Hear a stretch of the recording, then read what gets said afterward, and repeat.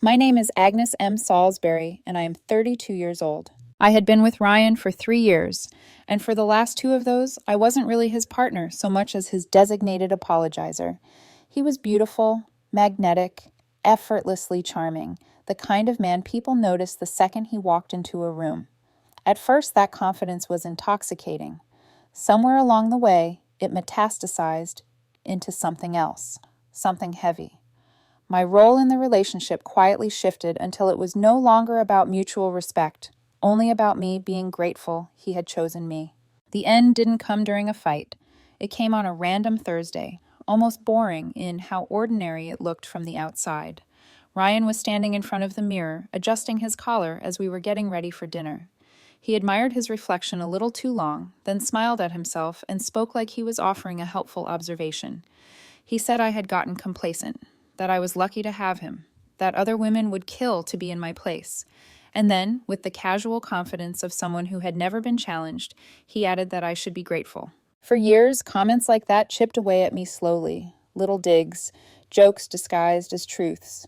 But this time, something different happened. I didn't feel hurt. I felt clear. The low-grade anxiety I'd lived with evaporated in an instant. I looked at him in the mirror and smiled. Not a soft smile, but the kind you give when you've just been handed proof you needed. I told him then that if other women wanted him so badly, he should let them try. His smile faltered. He turned toward me, confused, then irritated, and asked what that was supposed to mean. I told him it meant he was right, and that we were done. The confusion curdled into rage immediately. He accused me of insecurity, of throwing away the best thing I'd ever have. I didn't argue. I walked to the closet, grabbed a duffel bag, and packed while he followed me from room to room, raising his voice, predicting I'd come crawling back. As I walked towards the door, he fired one last shot, his voice coated in certainty. He reminded me about Liam and Chloe's engagement party that Saturday. He said it would be embarrassing for me to show up alone, that everyone would know. He thought public shame was my greatest fear. I told him I'd be there and not to worry about me. I checked into a hotel that night and made 2 calls.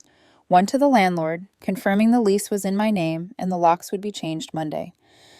The second call was quieter, more intentional. I thought about the party. Ryan already had a story planned, one where I was the pathetic ex and he was the victim. I decided not to cancel the event. I decided to rewrite it. I pulled out my phone and texted Daniel, a witty, grounded consultant I'd met during a work collaboration months earlier. There had been a spark, one I'd ignored. Out of loyalty. I told him my plans had changed suddenly and asked if he'd like to be my plus one to an engagement party. I gave him full transparency. Long-term relationship just ended. My ex will be there. Could be awkward. His reply came 10 minutes later. He said awkward was manageable. He said he'd love to come. I spent Friday blocking Ryan's voicemails and reminding myself that clarity is a gift, even when it arrives late. Saturday came quickly. I picked Daniel up and immediately noticed the difference. No tension, no power games, just easy conversation and laughter. As we pulled up to the party, I took a deep breath. Ryan thought he'd set a trap. He wasn't expecting me to arrive calm. The party was already in full swing when we arrived. Music floated through the backyard, glasses clinked, and clusters of familiar faces stood in circles, laughing too loudly. I spotted Ryan almost immediately. He was by the fire pit, holding court the way he always did, animated, confident, soaking up attention from our mutual friends like it was oxygen. He hadn't seen us yet. From the way he leaned in, gesturing broadly, I could tell he was telling a story where he was the hero and I was the cautionary tale. Daniel leaned in slightly and murmured that he'd located the target.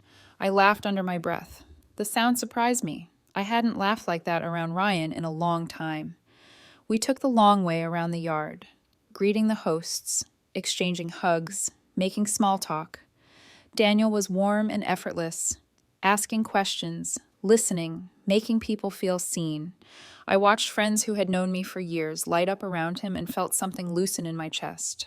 It didn't take long before I felt it, that familiar weight between my shoulder blades. I glanced over. Ryan had finally noticed us. His story had died mid-sentence. His jaw slackened just enough to betray him before he recovered, plastering on a brittle smile. The people around him followed his gaze, confusion rippling across their faces as they tried to reconcile what they were seeing with the version of events they'd been fed. He whispered something to one of them and started toward us, his stride confident but rushed, like a man who realized the ground under him wasn't as solid as he thought. Daniel took a sip of his drink and smiled to himself. Ryan stopped in front of us and looked at me like I was a problem he needed to solve quickly. His eyes flicked to Daniel, dismissive and sharp. He greeted me with artificial sweetness and asked if I'd brought a friend. I introduced Daniel by name. Daniel smiled warmly and said it was nice to meet him. Ryan's smile tightened. He made a comment, just loud enough for nearby guests to hear, about how fast I'd moved on and how desperate it seemed. It was the same move he always made, public shaming wrapped in humor. I didn't flinch. I told him calmly that he'd been very clear on Thursday when he said other women would kill to have him. I told him I'd decided to stop being grateful and respect his wishes. The color drained from his face, then surged back in an angry flush. He hissed that I knew that wasn't what he meant. I shrugged and said words matter. Then I excused us because a toast was about to start. I placed my hand lightly on Daniel's back and guided him away, leaving Ryan standing there without an audience or a script. Later, while Daniel was getting drinks, one of Ryan's closest friends cornered me. She crossed her arms and told me this was cruel, that Ryan was heartbroken, that I didn't need to flaunt someone new. I asked her calmly if Ryan had told her what he'd said to me. She said he'd mentioned a misunderstanding. I clarified it hadn't been a misunderstanding. It had been a declaration. I told her I wasn't required to absorb someone else's arrogance to keep the peace. I told her I wasn't being the bigger person anymore. I was being a happier one. She didn't have a response. She walked away frustrated. As the night wore on, Ryan's voice grew sharper. I heard him across the yard calling me pathetic, insisting rebound relationships never last, promising loudly that I'd come crawling back when I realized what I'd lost. I didn't turn around. I didn't slow down. His narrative wasn't mine anymore. We left a couple of hours later. The drive home was easy. Daniel didn't press. He didn't gloat.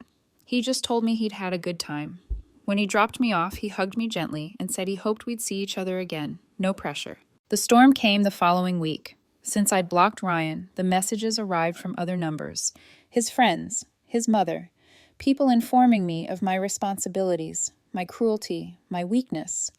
I blocked them one by one. Then the social media posts started. Vague captions about betrayal. Carefully staged selfies with watery eyes and captions about healing. Some people unfriended me. I didn't notice until later. The real escalation came on Wednesday morning when an email from HR landed in my inbox. The subject line made my stomach drop. A formal complaint accused me of misusing company resources and creating a hostile work environment. I knew immediately where it came from. Ryan had crossed from emotional warfare into professional sabotage. I didn't panic. I scheduled a meeting with my manager in HR that afternoon. I explained the breakup calmly. I explained that it wasn't amicable. I showed them a dated note I'd written months earlier after a fight, where I'd recorded Ryan threatening to report me at work if I ever embarrassed him. The room went quiet as they read it. They told me they'd investigate, but my transparency mattered. As I left the meeting, I felt something settle into place. He had attacked my livelihood. The calm phase was over. Now there would be consequences. Ryan didn't know it yet, but the moment he dragged my career into his tantrum was the moment he lost all leverage. By Friday afternoon, HR called me back in. They'd finished their investigation. There was no evidence, no misuse of resources, no complaints from my team. The report was dismissed and formally logged as a malicious, non-work-related harassment attempt. My manager told me quietly that they had my back. The bomb Ryan tried to detonate under my life had fizzled out before it ever left the ground. That evening, my phone buzzed with a message from an unknown number. It was Ryan. He said he was using someone else's phone. He told me he was coming to the apartment Saturday at noon to get his things. It wasn't a request. It was framed like a demand, as if we were still playing by his rules. I replied that Saturday at noon was fine. Then I made 2 calls of my own, one to a professional moving and storage company, the other to a high-end consignment shop that specialized in the kind of designer furniture Ryan loved to show off online. Saturday morning arrived clear and quiet. The movers showed up at 9. Everything that belonged to Ryan had already been boxed neatly, labeled, and itemized. His clothes, his books, his electronics, his expensive statement furniture that had never felt like it belonged in my home. The velvet couch, the marble table, the abstract painting I'd always hated. It all went out methodically, professionally, without emotion. At 11:45, Daniel arrived with pizza like we'd planned. The apartment echoed in a way it never had before. Clean lines, open space, peace. At noon sharp, the buzzer rang. Ryan stood outside with his mother and one of his closest friends, a small entourage assembled to apply pressure. I opened the door. He walked in with a smirk that vanished the second he saw the room. The empty spaces, the stack of boxes, the absence of his curated life. He demanded to know where his furniture was. I told him calmly that his personal belongings were boxed and ready, that the furniture had been moved to a secure storage unit, that I'd contracted a consignment shop to manage its sale. Once sold, he'd receive the proceeds minus moving and storage fees. I handed him a folder with the inventory, contracts, and contact information. It was clean. Corporate, final. His mother shrieked, accusing me of charging him to sell his own furniture. I corrected her, explaining that professional services weren't free, and that he was welcome to cancel the consignment and retrieve the items himself. The first month of storage was already paid. That's when Daniel walked in from the kitchen, holding 2 plates, asking casually if I wanted pepperoni or veggie. He moved through the space like he belonged there. Ryan snapped. He pointed at Daniel and screamed that he'd turn me against him. Daniel raised an eyebrow and asked if they'd met. Ryan lunged toward the boxes, grabbing one and hurling it to the floor. He kicked another, shouting that he wasn't being erased. I stepped forward and told him to stop. His mother cried that he was having a breakdown. I said he was having a tantrum. I told them they had 5 minutes to remove the boxes or I'd call the police for trespassing. I held up my phone and started the timer. That cut through the noise. Panic replaced outrage. They scrambled, grabbing boxes, bumping into walls, loading them haphazardly into 2 small SUVs. It was messy, undignified, real. When they were done, Ryan stood in my doorway and told me I hadn't won, that everyone saw me for the petty monster I was, that Daniel wouldn't stick around. I looked at him calmly and told him the truth, that he didn't love me. He loved control, that he didn't even know what love was. I asked him to close the door on his way out. He searched my face for a crack, found none. Then he left. The fallout was quieter than I expected. The furniture sold piece by piece. Each time I transferred the proceeds to his account with an itemized receipt and no message. Transactional. Detached. His campaign fizzled as people grew tired of the drama. His attempt to destroy my career came back to haunt him when my company's legal team contacted his firm about harassment. 2 weeks later, his professional profile changed to open to work. The collapse wasn't loud. It was inevitable. 6 months passed, not in dramatic bursts, but in quiet confirmations that I had made the right choice. The fallout from Ryan's implosion never reached me directly anymore. It came in fragments, secondhand updates that no longer carried weight. A mutual acquaintance mentioning he'd moved back in with his parents. Someone else noting his social media had gone private. The performance was over. Without an audience, there was nothing left for him to sustain. The apartment changed in ways I hadn't expected. Without his furniture, without the constant undercurrent of tension, it finally felt like a place I could breathe. Daniel and I filled it slowly, intentionally. A couch we both liked. A coffee table I picked because it felt solid, not flashy. Evenings were calm. Conversations were easy. There were no power struggles, no subtle tests, no requirement that I prove my worth by being smaller. Being with him felt like standing on level ground for the first time in years. One afternoon, my manager mentioned something casually during a meeting. Our legal team had reached out to Ryan's firm regarding the false complaint. It wasn't revenge, it was due diligence. But in industries like ours, reputation is everything. Filing a malicious report against an employee of a major client marked him as a liability. The implication hung in the air without needing to be said. His attempt to burn my career had quietly ended his own. The last tangible tie dissolved with the final furniture transfer. Another sterile email, another itemized receipt, another confirmation that what once felt personal had become procedural.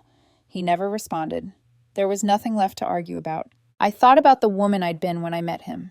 The way I'd mistaken confidence for character, how slowly I'd been trained to believe love meant tolerance, that strength meant endurance, that my role was to absorb someone else's ego to keep the peace. Walking away hadn't been dramatic. It had been deliberate. I didn't push him off his pedestal. I stepped out from under it and let gravity do what it always does. Ryan's world collapsed because it was built on entitlement. Mine didn't shatter when I left. It steadied. One evening, Daniel and I sat on the floor with takeout, laughing about something small and unimportant. I realized then that happiness doesn't announce itself. It doesn't demand witnesses. It just settles in quietly when nothing is trying to control it. The revenge was never loud. It was the slow, inevitable unraveling of a story that depended on me staying silent. I didn't destroy him. I simply refused to be diminished any longer. And that made all the difference.